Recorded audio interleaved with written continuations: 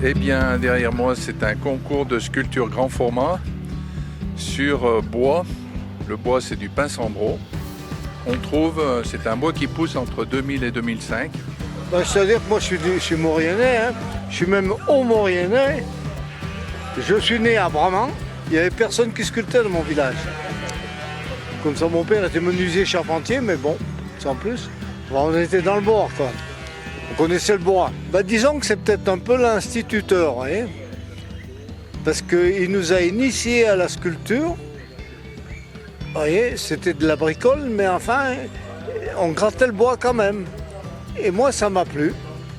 Et après, j'ai continué. Mais enfin, il y a eu des hauts, des bas. Hein. J'ai arrêté, j'ai recontinué.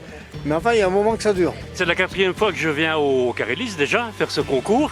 J'ai reçu l'invitation, donc à proposer un projet.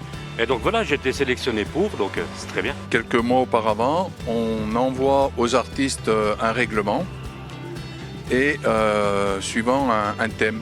Par exemple, cette année, c'est sport de montagne. Et on va leur demander de nous présenter un projet avec une petite légende éventuellement. Oui, la sculpture, ça représente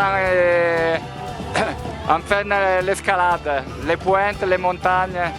C'est très abstrait, mais ça veut vraiment représenter quelque chose qui monte au ciel et donc l'espace qu'il y a entre la montagne et le ciel. Ouais.